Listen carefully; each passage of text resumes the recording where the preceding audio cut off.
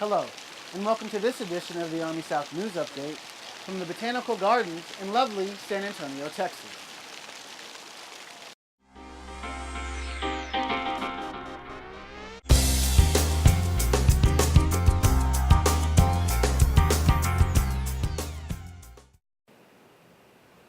In our first story, we take you to El Salvador, where hundreds of National Guardsmen came to participate in a humanitarian training exercise.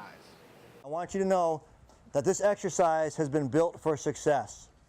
Over 1,400 soldiers and airmen from 5 different countries and 2 continents have come through the Salvadoran Army Base Military District 6 in Sonsonate, El Salvador to participate in Beyond the Horizon 2013.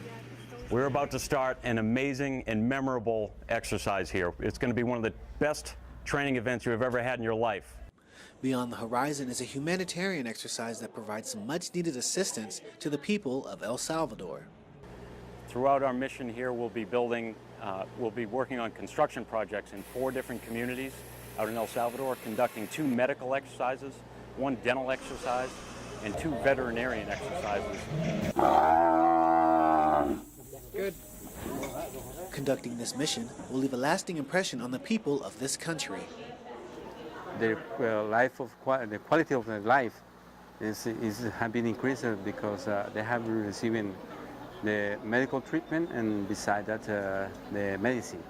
Being in this country and helping the people has had a major impact on one particular soldier. It means a lot, and I hope that I'll get the opportunity to come back in 10 or 15 years and see it again, maybe bring my family down and show them why Mama was away. And just how much it meant to me to do this. Beyond the Horizon occurs every year, and the intent of this mission is to increase the quality of life for the people of the host country.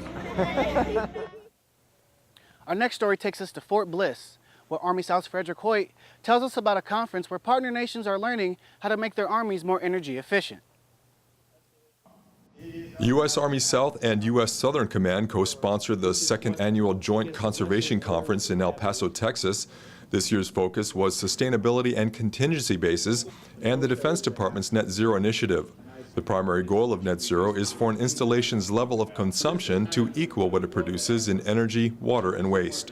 This topic inspires conversation from all countries in our hemisphere, no matter how large or small they are. And the different techniques and procedures and lessons learned that each of us have experienced, I think, allow us all to improve in the development of our own environmental programs and energy security programs.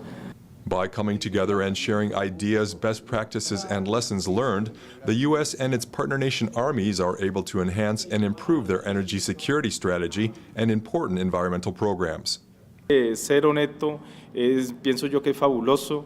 Vamos a llegar con esta idea a nuestro país porque allá la verdad no lo conocemos. Para eso es precisamente la importancia de este seminario.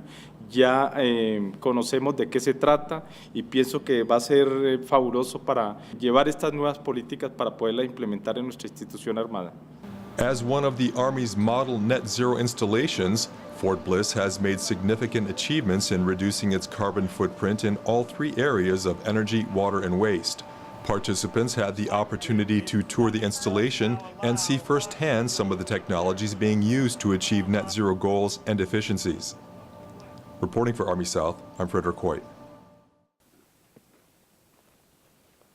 In our final story, we take you to a remote village in the jungles of Panama where an Army officer was reunited with her relatives.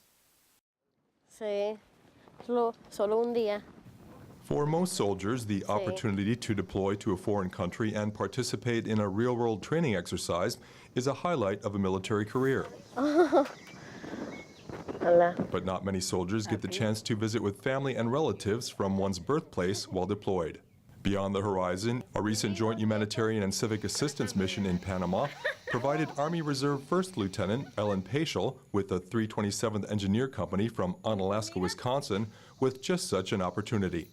My mother is originally Panamanian. She's from a town a lot like this near Benonome, My father was an engineer as well, and he came down here, was stationed down here for a little while where he met my mom, and they eventually got married and had my younger sister and I. Then we were stationed over, my father was stationed over in Launch Stool, so we lived there for a few years, and then we moved over to the U.S., and so I've been educated in the U.S. almost my whole life.